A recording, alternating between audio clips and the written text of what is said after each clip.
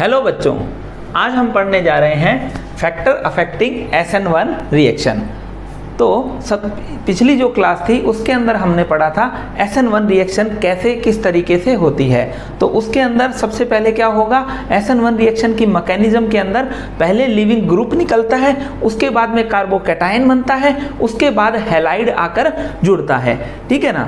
तो factor affecting SN1 reaction की अगर बात की जाए तो ये डिपेंड करेगा सबस्ट्रेट पर कि लिविंग ग्रुप जो है कितना इजीली यहां से निकल रहा है। सबसे पहले फैक्टर की बात करें तो सबस्ट्रेट पर किस तरीके से इफेक्ट करेगा कि एल्काइल ग्रुप जो है लिविंग ग्रुप के जाने के बाद में एल्काइल ग्रुप पर जब प्लस चार्ज आएगा, जो कार्बोकैटायन बनेगा वो क्या होना चाहिए, स्टेबल कार्बोकैटायन होना चाहिए, तभी कैसी रिएक्शन देगा, SN1 रिएक्शन शो होगी। ठीक है, दैट मीन्स हमने SN1 रिएक्शन की रिएक्टिविटी के टाइम ही बोल दिया था कि SN1 रिएक्शन जब होती है तो SN1 रिएक्शन जब भी होती है तो कार्बोकैटायन स्टेबल होना चाहिए। तो स्टेबल कार्बोकैटायन होगा तभी SN1 रिएक्शन होगी। तो यहां पर हम कुछ ये सबस्ट्रेट के बारे में बोल रहे हैं कि एल्काइल ग्रुप, ऐसे एल्काइल ग्रुप जो मोर स्टेबल कार्बोकैटायन का फॉर्मेशन करे after removal of leaving group, तो ऐसे कंपाउंड्स क्या देंगे, SN1 रिएक्शन शो करेंगे। अब इसके अंदर हो सकता है वो बेंजाइलिक हो सकता है वो CPM हो। तो CPM या बेंजाइलिक के अंदर यहां निकलते ही क्या बनेगा, बेंजाइलिक कार्बोकैटायन या CPM कार्बोकैटायन, यहां पर एरोमेटिक कार्बोकैटायन बनेगा और ये भी एरोमेटिक बनेगा। ठीक है, तो लिविंग ग्रुप क्या होगा, यहाँ इन लोगों में से इजीली जो है रिमूव हो जाएगा ताकि मोर स्टेबल कार्बोकैटायन का फॉर्मेशन हो सके। ठीक है ना। तो मोर स्टेबल कार्बोकैटायन का फॉर्मेशन हो सके तो ऐसे कंपाउंड क्या देंगे, SN1 रिएक्शन को शो करेंगे। ठीक है। दूसरी बात, अब मान लीजिए ऐसे जो कंपाउंड्स हैं जिनके अंदर कार्बोकैटायन जो है वो लेस स्टेबल बन रहा है, तो ऐसे कंपाउंड्स कभी भी SN1 रिएक्शन को शो नहीं करेंगे। दैट मीन्स अगर मिथाइल हैलाइड या मिथाइल के साथ लिविंग ग्रुप लगा है तो यहां से लिविंग ग्रुप इजीली कभी भी नहीं जा सकता। ठीक है, नहीं जाएगा तो ये SN1 रिएक्शन 1 डिग्री कार्बोकैटायन जब बनेगा तो SN1 रिएक्शन नहीं हो सकती। 1 डिग्री कार्बोकैटायन इजीली बन ही नहीं सकता तो SN1 रिएक्शन नहीं हो सकती है। यहां पर हम कहें तो यहां पर क्या आ जाएंगे, डबल बॉन्ड कैरेक्टर आ जाएंगे। ठीक है, जब भी डबल बॉन्ड कैरेक्टर आएंगे तो ये इजीली यहां से नहीं टूट पाएगा। दूसरा, यहां पर जब कार्बोकैटायन बनेगा तो वो क्या होगा, लेस स्टेबल होगा। ठीक है ना। तो ये जो लेस स्टेबल होगा, अगर मान लीजिए फिनाइल पर है तो यहां भी क्या हो जाएंगे, डबल बॉन्ड कैरेक्टर हो जाएंगे। तो डबल बॉन्ड कैरेक्टर के कारण ये इजीली यहां से नहीं निकल पाएगा due to S character. S character इन लोगों में ज्यादा होंगे, इसके कारण ये क्या होगा, यहां पर मोर स्टेबल कार्बोकैटायन नहीं बन पाएगा। अगर मोर स्टेबल कार्बोकैटायन नहीं बन पाता है, अगर मोर स्टेबल कार्बोकैटायन नहीं बन पाता है तो SN1 रिएक्शन कभी भी शो नहीं होगी। तो इसी के अंदर कुछ एग्जांपल्स और लेते हैं on the basis of substrate.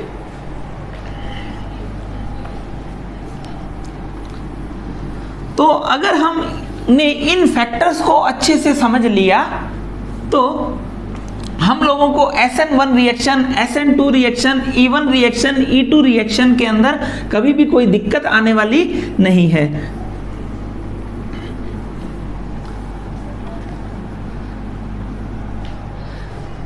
That means मैं आपको SN1 रिएक्शन के अंदर कुछ चीज इस तरीके से लिख देता हूं कि अगर मान लीजिए मेरे पास हो टर्शी ब्यूटाइल के साथ लिविंग ग्रुप लगा हो तो ये क्या होगा, SN1 रिएक्शन इजीली शो कर देगा। क्यों? क्योंकि इसके निकलने से क्या बनेगा, यहां पर 3 डिग्री कार्बोकैटायन बनेगा और 3 डिग्री कार्बोकैटायन मोर स्टेबल होगा। ठीक है, due to 9 alpha H atoms. ठीक है, 9 अल्फा H एटम्स के कारण ये 3 डिग्री ज्यादा स्टेबल होगा, इसके कारण ये SN1 रिएक्शन को इजीली शो करेगा। अब यहां पर हम बात करते हैं सेकेंड जो कंपाउंड है।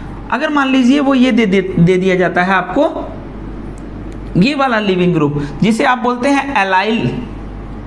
ठीक है, अगर मान लीजिए ये होता है। तो आपको जब भी SN1 रिएक्शन को चेक करना हो, आप लिविंग ग्रुप को हटा दीजिए और कार्बोकैटायन को बना दीजिए। जहां कार्बोकैटायन बनेगा वहीं आपको समझ में आ जाएगा। अगर कार्बोकैटायन मोर स्टेबल है तो SN1 रिएक्शन होगी, अदरवाइज SN1 रिएक्शन नहीं होगी। तो ये जो है यहां पर इसके लिविंग ग्रुप निकलने से एलाइलिक कार्बोकैटायन बनेगा, तो ये SN1 रिएक्शन इजीली शो करेगा। अब इसी के अंदर हम फर्दर कुछ और बात करें, अगर मान लीजिए ये CH2L है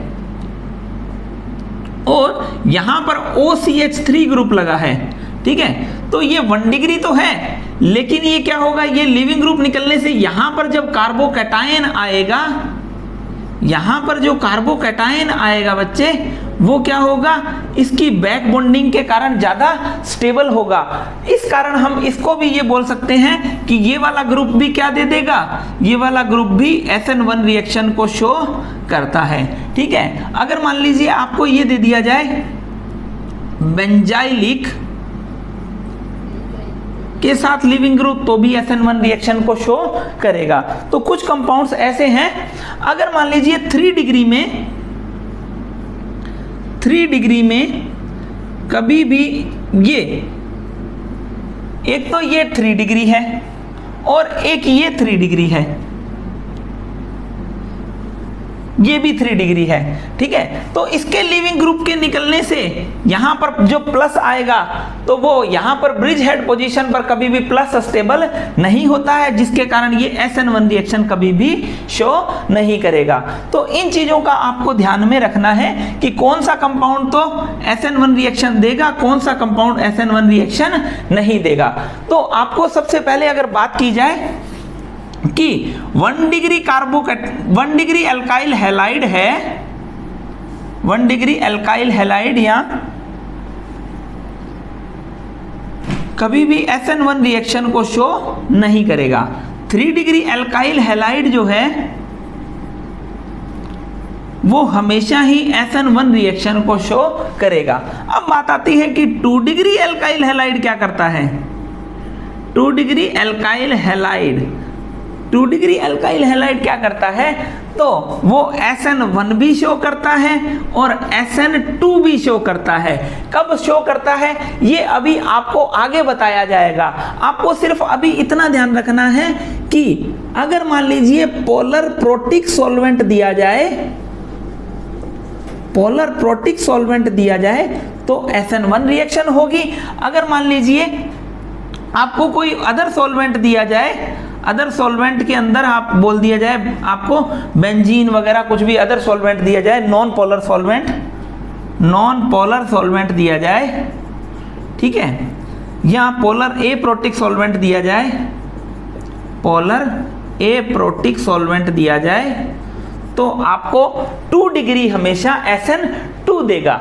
यानी कि आपको ध्यान रखना है क्या, आपको ध्यान रखना है कि 1 डिग्री अल्काइल हैलाइड हमेशा SN2 देता है, ठीक है, 3 डिग्री अल्काइल हैलाइड हमेशा SN1 देता है, और 2 डिग्री अल्काइल हैलाइड डिपेंड करता है कि सॉल्वेंट कौन सा ले रहे हैं, क्योंकि 2 डिग्री कैसा हुआ, 2 डिग्री इन दोनों के बीच की कंडीशन हुई, स्टेबल हो भी सकता है और नहीं भी हो सकता है।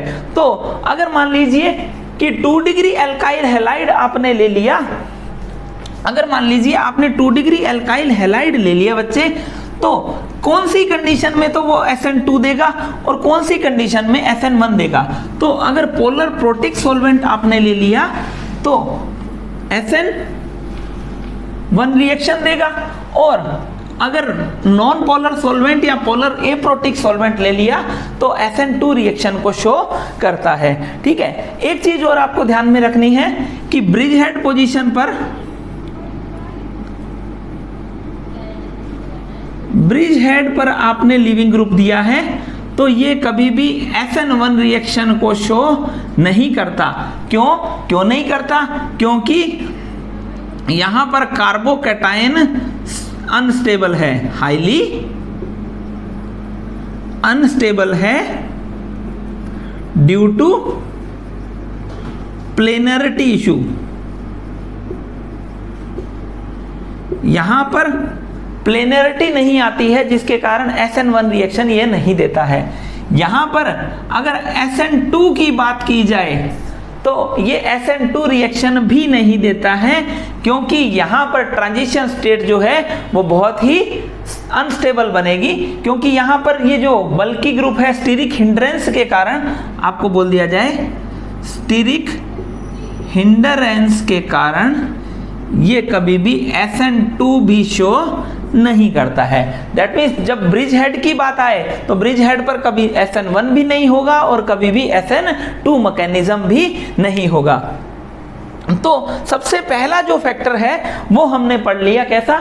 सबसे पहला जो फैक्टर है वो हमने पढ़ लिया बच्चे कि SN1 रिएक्शन में सबस्ट्रेट क्या लेना है।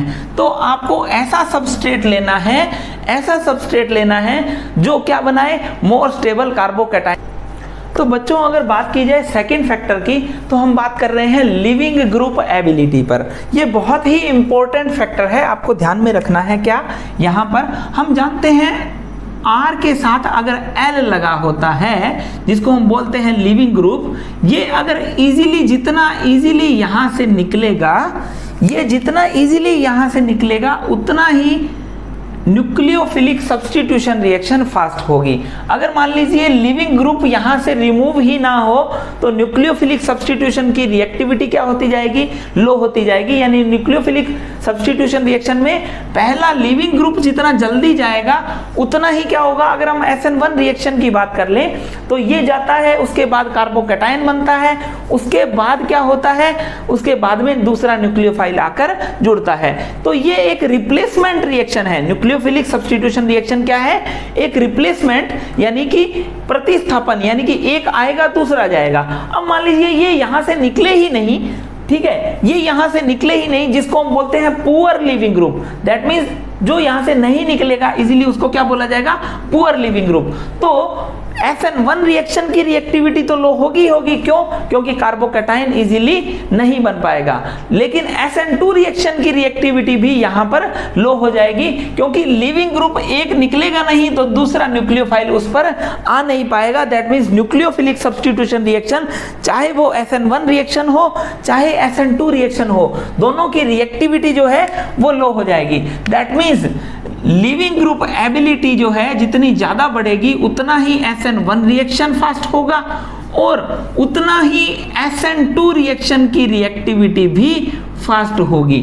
ठीक है ना? तो यहां पर आप इस तरीके से बोल सकते हो इसको कि लिविंग ग्रुप एबिलिटी जो है डायरेक्टली प्रोपोर्शनल होती है SN1 reaction as well as SN2 reaction. यहां पर इस बात को आपको ध्यान में रखना है। ठीक है, अब यहां पर देखिए लिविंग ग्रुप एबिलिटी में हम पहचानेंगे कैसे कि कौन सा तो अच्छा लिविंग ग्रुप है और कौन सा खराब लिविंग ग्रुप है। तो सबसे पहले तो बात सुन लो अच्छे लिविंग ग्रुप की। अच्छा लिविंग ग्रुप वो होता है जब कंपाउंड को जरूरत पड़े कि दूसरा न्यूक्लियोफाइल आ रहा है, तुम चले जाओगे इजीली, वो कह रहा है हाँ ठीक है मैं चला जाऊंगा, तो ऐसे न्यूक्लियोफाइल को बोला जाता है गुड न्यूक्लियोफाइल। बहुत अच्छा आदमी है, कहने से कमरा किराए से खाली कर दिया। ठीक है, लेकिन बेकार लिविंग ग्रुप या पुअर लिविंग ग्रुप वो होगा जो कहने से भी वहां से नहीं निकले। तो अगर नहीं निकलेगा तो रिएक्टिविटी क्या हो जाएगी? लो हो जाएगी। यहां पर अब बात देखिएगा, लिविंग ग्रुप एबिलिटी जितनी ज्यादा होगी SN1 रिएक्शन या SN2 रिएक्शन, या आप ये बात बोल दें न्यूक्लियोफिलिक सब्स्टिट्यूशन रिएक्शन की रिएक्टिविटी जो है वो फास्ट हो जाएगी। अब हम बात कर रहे हैं weak base are good nucleophile, good leaving group. ठीक है, जितने भी वीक बेस होंगे उनकी लिविंग ग्रुप एबिलिटी बहुत ही ज्यादा होगी। ठीक है, तो वो बहुत ही अच्छे लिविंग ग्रुप होंगे और जितने अच्छे लिविंग ग्रुप होंगे उतना ही न्यूक्लियोफिलिक सब्स्टिट्यूशन रिएक्शन जो है वो फास्ट हो जाएगी। अब यहां पर हम बात कर रहे हैं, हम जानते हैं HI की जो एसिडिटी है HF से ज्यादा होती है। HI, HBr, HCl और HF। HF एक वीक बेस है, ठीक है, जबकि HI एक बहुत स्ट्रॉन्ग बेस है। तो इनकी जो बेसिक स्ट्रेंथ है वो एसिड स्ट्रेंथ का जस्ट अपोजिट होगा। ब्रोंस्टेड लोरी ने ये बोला है। ठीक है, इनका कंजुगेट बेस होगा वो उतना ही वीक हो जाएगा। तो बेसिसिटी का ऑर्डर जो है वो क्या होगा? Bf माइनस का बहुत ही ज्यादा होगा।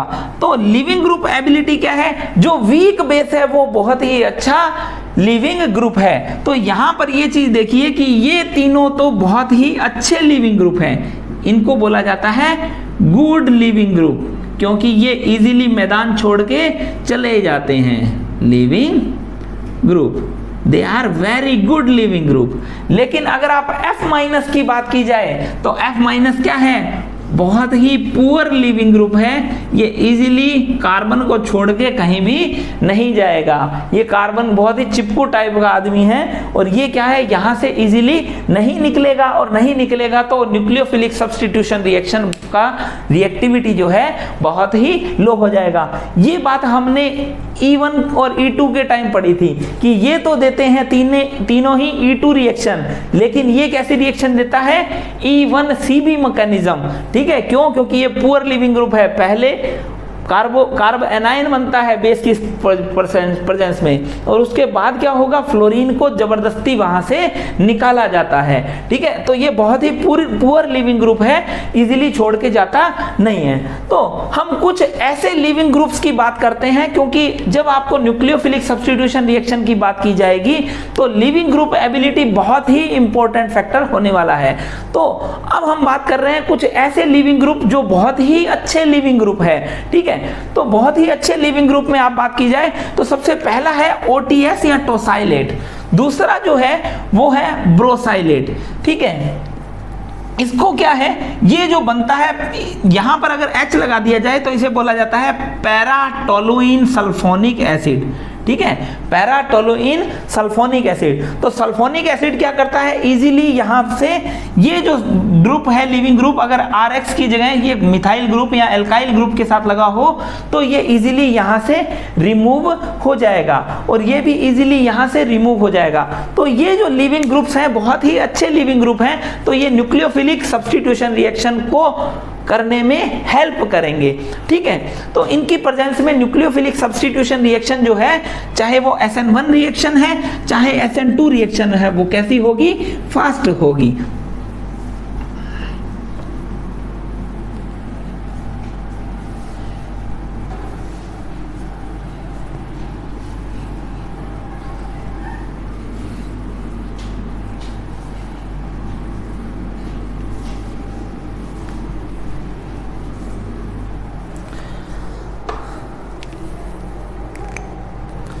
अब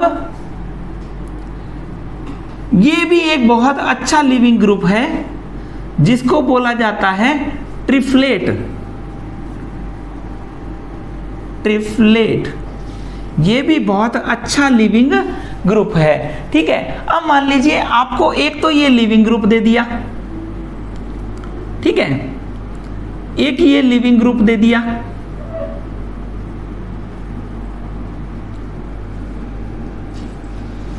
जिसको आप बोलते हैं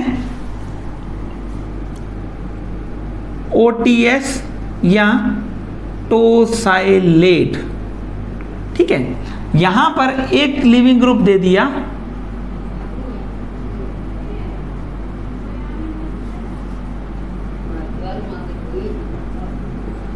इस तरीके से।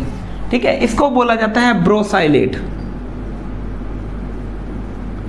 या इसे बोला जाता है OBS। ठीक है, अब इसको बोला जाता है OTF या टोसाइलेट, है ना। अब आपको बोला जाता है इनको लिविंग ग्रुप की एबिलिटी के ऑर्डर में जमाना है आपको। ठीक है, अगर ऐसा क्वेश्चन आता है तो आपको क्या करना है, लिविंग ग्रुप की एबिलिटी के अंदर बनाने के लिए आपको क्या करना होगा, इनके साथ HH लगा दो। इनके साथ अगर आप HH लगा देते हैं तो ये बन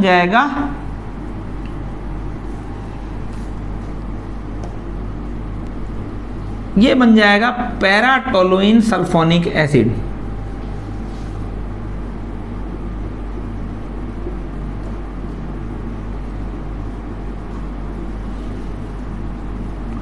ये हो जाएगा ट्राइफ्लोरोएसिटिक एसिड, और ये हो जाएगा पैराब्रोमोसल्फोनिक एसिड।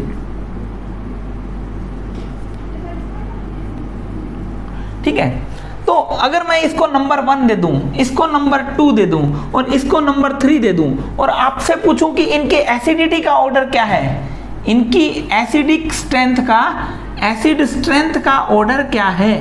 ठीक है। तो एसिड स्ट्रेंथ का ऑर्डर आप जानते हैं कि जो सल्फोनिक एसिड्स होते हैं वो बहुत ही अच्छे क्या होते हैं, स्ट्रॉन्ग एसिड्स होते हैं। तो ये दोनों कंपैरिजन, ये दोनों जो हैं एज कंपेयर टू ट्राईफ्लोरोएसिटिक एसिड, ये दोनों जो होंगे ज्यादा स्ट्रॉन्ग एसिड होंगे। अब स्ट्रॉन्ग एसिड में हम ये बात करें कि यहां पर तो लगा है ब्रोमो, है ना, और यहां पर क्या लगा है, ट्राई मिथाइलिन ग्रुप लगा है, ठीक है ना।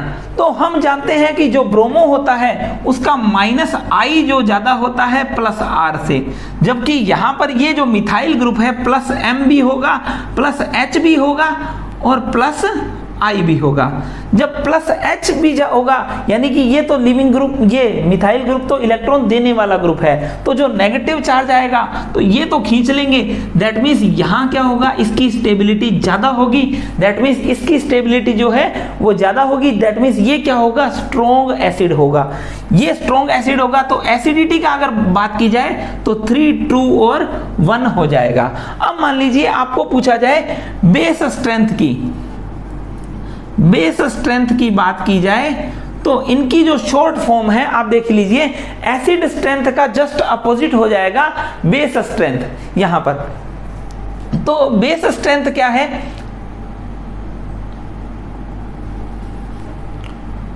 OTF, फिर OTS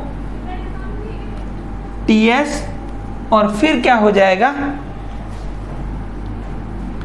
OBS। ये होने के बाद में आपको पता है कि जो वीक बेस है वो ही क्या है, good nucleophile, good leaving group. तो लिविंग ग्रुप एबिलिटी की बात की जाए तो लिविंग ग्रुप एबिलिटी किसकी ज्यादा होगी, सबसे ज्यादा होगी OBS की, फिर होगी OTS की और सबसे कम होगी OTF की। तो ये चीज आपको ध्यान में रखनी है। दैट मीन्स आपको ये क्वेश्चन दे दे इस तरीके से, आपको क्वेश्चन दे दिया जाए इस तरीके से कि ये जो है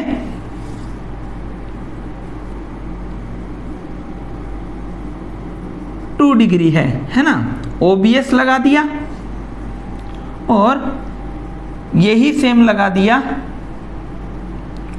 OTF, फर्स्ट में OBS लगा दिया, दूसरे में OTF लगा दिया और तीसरे में मैंने कह दिया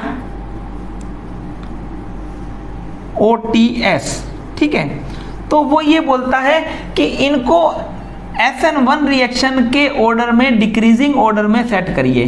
तो आप क्या करेंगे, सब एल्काइल ग्रुप तो सेम है, ठीक है, एल्काइल ग्रुप तो सेम है। अब उसने बोल दिया कि SN1 रिएक्शन दे रहा है तो आपको मानना होगा कि 2 डिग्री एल्काइल हैलाइड या 2 डिग्री एल्काइल के साथ लिविंग ग्रुप है तो वो SN1 रिएक्शन दे रहा है। तो ये SN1 रिएक्शन देगा तो इनकी रिएक्टिविटी का ऑर्डर क्या होगा, ये डिपेंड करेगा कि ये जो लिविंग ग्रुप है कितना इजीली यहां से जा रहा है। तो आपको ये चीज याद रखनी होगी कि लिविंग ग्रुप की एबिलिटी का ऑर्डर क्या है, फर्स्ट, ठीक है, और उसके बाद में थर्ड, और थर्ड के बाद में क्या है, सेकंड है। तो यही SN1 का ऑर्डर हो जाएगा, फर्स्ट, थर्ड और सेकंड। इस तरीके से आपको SN1 रिएक्शन के फैक्टर अफेक्टिंग्स को ध्यान में रखना है क्योंकि यहां से क्वेश्चन उठने वाला है, ठीक है। तो यहां पर हम फर्दर डिस्कस करते हैं कि कुछ लिविंग ग्रुप को कंपेयर करते हैं कि कौन कौन से लिविंग ग्रुप है। तो आपको एक ही चीज ध्यान में रखनी है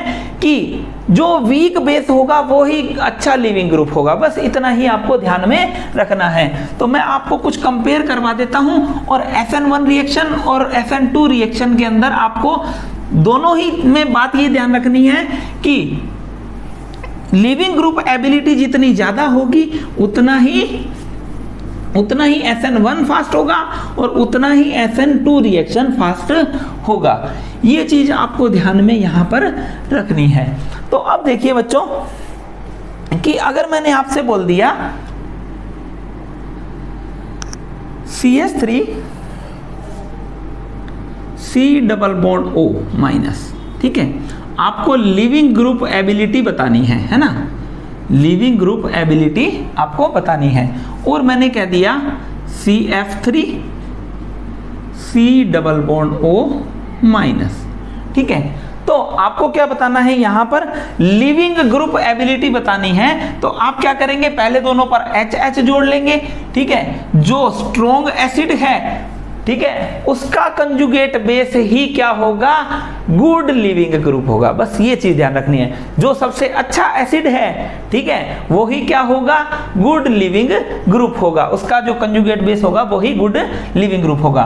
तो ये यहाँ पर एसिडिटी का ऑर्डर क्या हो जाएगा, 1 मिनट में सेट कर दोगे।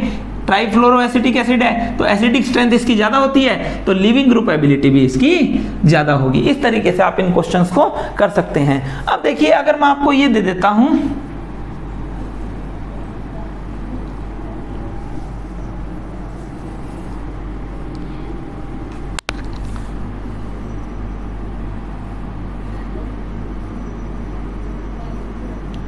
मैं आपसे पूछता हूं, इन दोनों को कंपेयर करिए लिविंग ग्रुप एबिलिटी में। तो लिविंग ग्रुप एबिलिटी क्या होगी, ये अच्छा, ये CF3 लगा हुआ है, ये क्या है, CH3 लगा हुआ है, तो लिविंग ग्रुप एबिलिटी इसकी ज्यादा हो जाएगी। अब मैं कुछ क्वेश्चंस को आपको क्या दूंगा, मिक्स वाले क्वेश्चन दे दूं, तो आप लिविंग ग्रुप एबिलिटी को बता देंगे। लिविंग ग्रुप एबिलिटी को अच्छे से आप बता देंगे। कैसे, कि मैंने आपसे ये दे दिया CH3 C double bond O minus first. ठीक है, अब मान लीजिए मैं इन चारों को ही दे देता हूं, फर्स्ट, सेकंड, थर्ड और फोर्थ को आपको ये बोलना है। इसको मैंने बोल दिया फर्स्ट, ये बोल दिया सेकंड, ये बोल दिया थर्ड और ये बोल दिया मैंने फोर्थ। मैं ये कहता हूं, इनको लिविंग ग्रुप एबिलिटी के डिक्रीजिंग ऑर्डर में सेट करिए। ठीक है, arrange the following in decreasing order of living group ability, यानी कि इनको लिविंग ग्रुप एबिलिटी के घटते क्रम में व्यवस्थित करना है। तो आप किस तरीके से अरेंज करेंगे, देखना कि सबसे पहले तो आप ऐसा नहीं कि फ्लोरीन वाले पहले उठा लो, आप पहले ये देखोगे कि ये क्या है, सल्फोनिक एसिड, और सल्फोनिक एसिड कार्बोक्सिलिक एसिड से बहुत ज्यादा एसिडिक होते हैं।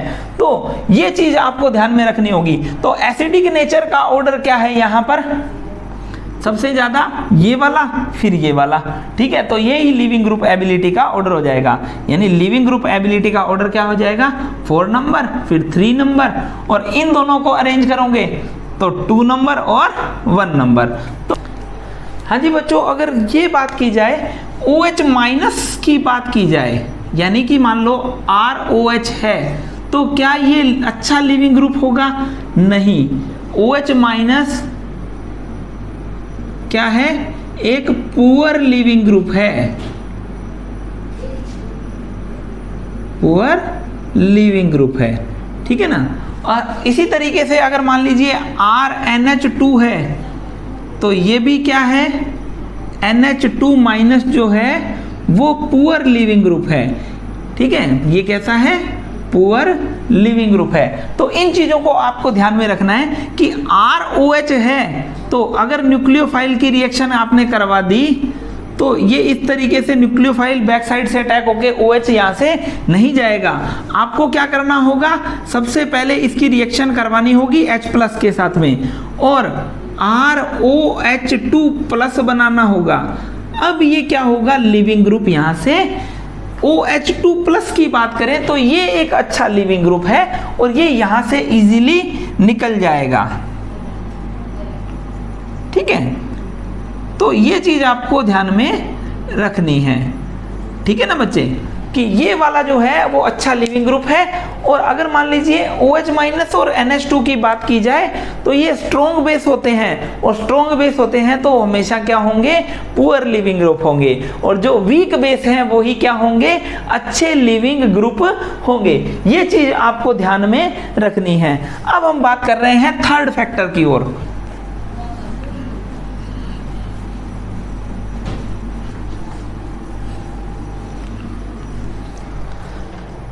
तीसरा जो फैक्टर है वो है सॉल्वेंट। तो यहां पर लास्ट क्लास में मैं आपको बता चुका हूं कि SN1 रिएक्शन को फेवर कौन करता है, polar protic solvent. Polar protic solvent, polar protic solvent कौन से होते हैं, जो पोलर तो होते ही हैं और साथ में प्रोटॉन को भी लूज करते हैं। ठीक है, RSH, ROH, ठीक है। इस तरीके के जो सॉल्वेंट होंगे वो क्या होंगे, पोलर प्रोटिक सॉल्वेंट होंगे, यानी कि C2H5OH वगैरह एटसेट्रा, इनको क्या ले लिया जाएगा, ये क्या होंगे, पोलर प्रोटिक सॉल्वेंट होंगे। और ये polar protic solvent SN1 reaction को फेवर क्यों करते हैं, तो आपको ये चीज ध्यान में रखनी होगी। पोलर प्रोटिक सॉल्वेंट जो हैं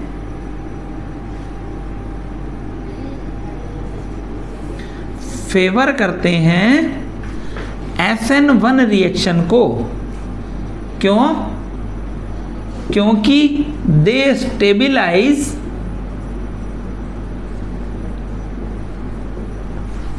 carbocation as well as leaving group, ठीक है। तो ये दोनों को ही स्टेबलाइज कर लेंगे, जिसके कारण R और L के बीच का जो बॉन्ड है इजीली टूट जाएगा। इन दोनों को जो R+ और L- जो बन रहा है, इनको ये क्या कर लेंगे, कवर कर लेंगे, जिसके कारण क्या हो जाएगा, इनको स्टेबलाइज करेंगे, जिसके कारण SN1 रिएक्शन क्या होगी, फास्ट होगी, ठीक है ना। तो आपको फैक्टर अफेक्टिंग SN1 रिएक्शन की मैकेनिज्म ये डिटेल में अच्छे से बता दी गई है। अब इससे रिलेटेड कुछ क्वेश्चंस हैं जो मैं आपको दे देता हूं, उसके बाद हम SN2 रिएक्शन को स्टार्ट करेंगे। तो अगर मान लीजिए आपको ये पूछ लेता है कि SN1 रिएक्शन को कंपेयर करिए,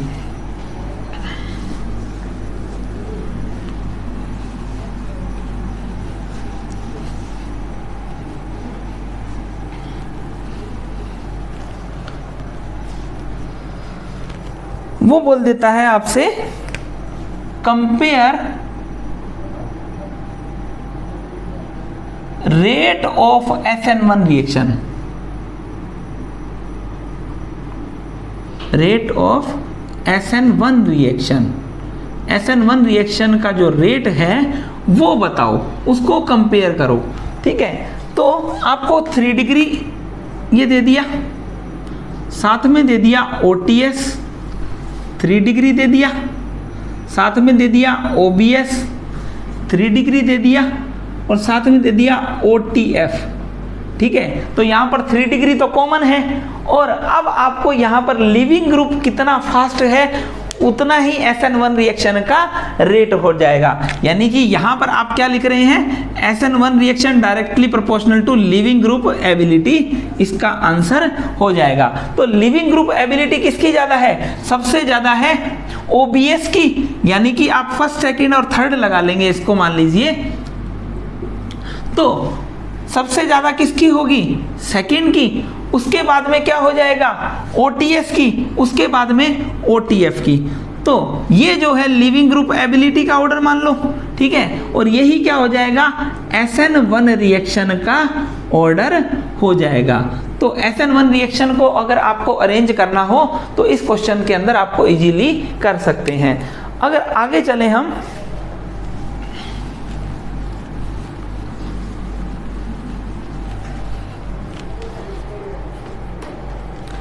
आपको दे दिया जाए CH2L, ठीक है, और आपको दे दिया जाए CH2 डबल बॉन्ड CHL, ठीक है। तो अब लिविंग ग्रुप तो सेम है, L लिख दिया तो लिविंग ग्रुप क्या है, सेम हो गया।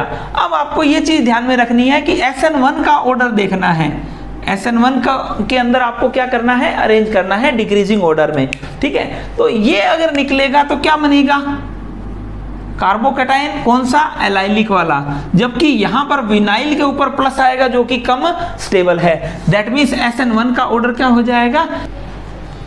तो बच्चों इसी में कंटिन्यू जो है हम इन क्वेश्चंस को करते हैं। क्वेश्चन क्या है, SN1 का रिएक्टिविटी का डिक्रीजिंग ऑर्डर में आप क्वेश्चन इनको सेट करिए। तो आप जब देखेंगे कि SN1 का ऑर्डर है तो सबसे पहले आप क्या करिए, लिविंग ग्रुप को हटाइए और कार्बोकैटायन को बनाइए। जो कार्बोकैटायन का स्टेबिलिटी का ऑर्डर होगा वही क्या हो जाएगा, SN1 का रिएक्टिविटी का ऑर्डर हो जाएगा। तो यहां पर आप देखेंगे तो ये बेंजाइलिक बन रहा है, और यहां C पर भी क्या बन रहा है, बेंजाइलिक बन रहा है। जबकि यहां पर क्या आ रहे हैं, इनके कारण डबल बॉन्ड कैरेक्टर आ रहे हैं, इनके लोन पेयर के कारण यहां क्या आ रहा है, डबल बॉन्ड कैरेक्टर आ रहा है। दैट मींस ये वाला बॉन्ड इजीली नहीं टूट पाएगा, तो न्यूक्लियोफाइल भी यहां पर इजीली नहीं आ पाएगा। दैट मींस बी की जो रिएक्टिविटी है वो सबसे कम होगी। अब हम बात कर रहे हैं ए और सी पर, तो दोनों बेंजाइलिक बनेंगे। जब बेंजाइलिक बनेंगे तो पॉजिटिव चार्ज रिंग के अंदर भी जाएगा। जब रिंग के अंदर जाएगा तो ये क्या करेगा, प्लस एच और प्लस आई देता है, ठीक है। तो ये क्या करेगा, उनको स्टेबलाइज करेगा। जबकि यहां पर ये क्या कर रहा है, माइनस एम और माइनस आई देता है, जिसके कारण ये उसको डिस्टेबलाइज करेगा। दैट मींस बेंजाइलिक की स्टेबिलिटी का ऑर्डर क्या है, इसका ज्यादा है और इसका कम है, तो यही क्या हो जाएगा, SN1 की रिएक्टिविटी का ऑर्डर हो जाएगा। तो सबसे अगर इसको सेट करें तो ये हो जाएगा A, C एंड B, ठीक है। अब देखिए नेक्स्ट क्वेश्चन की अगर हम बात करें तो यहां पर आप क्या करेंगे, अगर आप क्या करेंगे, इसको Cl को यहां से हटाइए और प्लस को यहां पे बनाइए। जब आप प्लस को बनाएंगे तो ये लोन पेयर के कारण ये सब्स्टिट्यूटेड कार्बोकैटायन हो जाएगा, जिसको आप बोलते हैं बैक बॉन्डिंग स्टेबलाइज, ठीक है। बैक बॉन्डिंग स्टेबलाइज के कारण ये कार्बोकैटायन जो है सबसे ज्यादा स्टेबल है। ये स्टेबल क्यों है, क्योंकि इसकी जो सेकेंड फॉर्म ये वाली जो बन रही है, ये वाली जो फॉर्म बन रही है, इन दोनों के अंदर अगर इन दोनों की भी बात की जाए तो स्टेबल कौन है, ये वाला, क्योंकि इसका ऑक्टेट क्या है, कंप्लीट है। ऑक्टेट कंप्लीट होने के कारण ये वाला जो कार्बोकैटायन है ज्यादा स्टेबल है। जब ज्यादा स्टेबल है तो ये SN1 रिएक्शन ज्यादा देगा।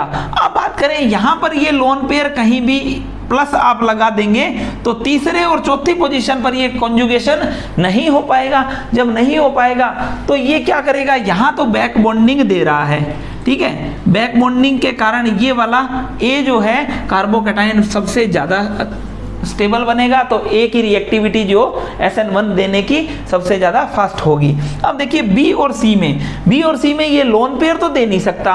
अब तो क्या कर सकता है, यहां पर अगर प्लस आ जाए, यहां पर क्या आ जाए, प्लस आ जाए, यहां पर प्लस और यहां पर प्लस, तो कौन सा ज्यादा स्टेबल होगा, इधर इसका माइनस आई होगा ऑक्सीजन का।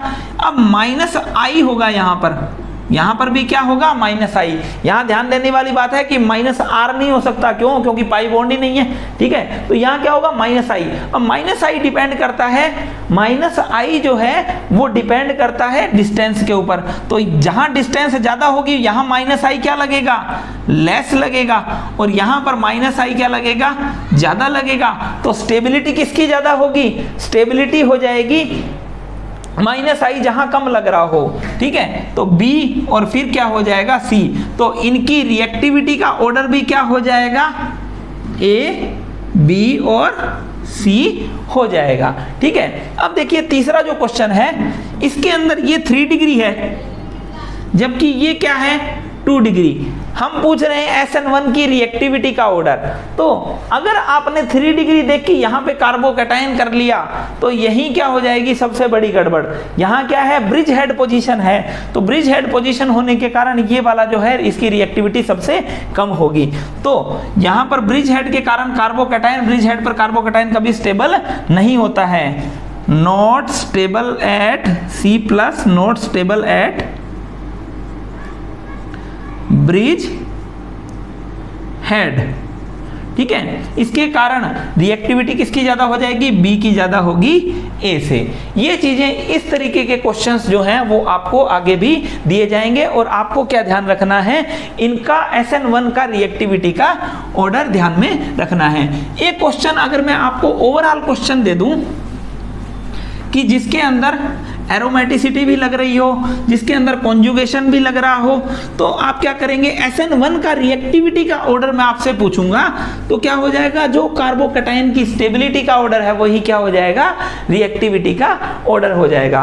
तो बच्चों अगर इस तरीके से क्वेश्चन दिया जाए कि SN1 का रिएक्टिविटी का ऑर्डर बताइए, तो आपको क्या करना होगा, कार्बोकैटायन बनाना होगा, कार्बोकैटायन का रिएक्टिविटी का ऑर्डर सेट हो जाएगा। अगर मान लीजिए इससे जो कार्बोकैटायन बन रहा है तो वो कैसा हो जाएगा, एरोमेटिक हो जाएगा, ठीक है। यहां पर कार्बोकैटायन जो बन रहा है वो कैसा होगा, एरोमेटिक। यहां जो कार्बोकैटायन बनेगा वो क्या बनेगा, एंटी एरोमेटिक। यहां जो कार्बोकैटायन बन रहा है वो कैसा होगा, बेंजाइलिक। यहां जो कार्बोकैटायन बन रहा है वो क्या हो जाएगा, एलाइलिक। ठीक है, अब यहां पर इन दोनों में बात की जाए तो यहां पर प्लस आ नहीं सकता क्योंकि डबल बॉन्ड कॉन्जुगेशन है। ठीक है, डबल बॉन्ड कॉन्जुगेशन है और प्लस आ भी गया तो एस कैरेक्टर के कारण लेस स्टेबल होगा, less stable due to S character.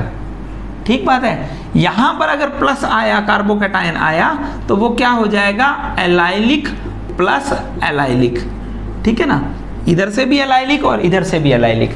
तो अब आपको कार्बोकैटायन का स्टेबिलिटी का ऑर्डर पता है, आप क्या करेंगे, SN1 का रिएक्टिविटी का ऑर्डर झट से निकाल देंगे। तो एरोमेटिक वाला सबसे फास्ट, सबसे वन क्या हो जाएगा, फर्स्ट। उसके बाद आप क्या करेंगे, उसके बाद आप करते हैं CPM, यहां दे नहीं रखा है, उसके बाद रेजोनेंस बेंजाइलिक, बेंजाइलिक नंबर 3 पर है। उसके बाद देखेंगे आप एलाइलिक 4 और 6 में से, तो ये 2 बार एलाइलिक है। ठीक है, और 4 नंबर क्या है, 1 बार एलाइलिक है। उसके बाद क्या बच गया आपके पास, उसके बाद बच गया आपको एस कैरेक्टर वाला। ठीक है, क्योंकि एंटी एरोमेटिक कार्बोकैटायन क्या होता है, सबसे लेस स्टेबल होता है। ठीक है, तो 5 नंबर और 2 नंबर। ठीक है, तो ये क्या हो जाएगा, एल्काइल हैलाइड का RX का SN1 का ऑर्डर हो जाएगा। तो SN1 रिएक्शन से रिलेटेड जितने भी क्वेश्चंस हैं वो अब हम कर सकते हैं। तो SN2 रिएक्शन जो है हम कल की क्लास में करेंगे। ओके बेटा, थैंक यू।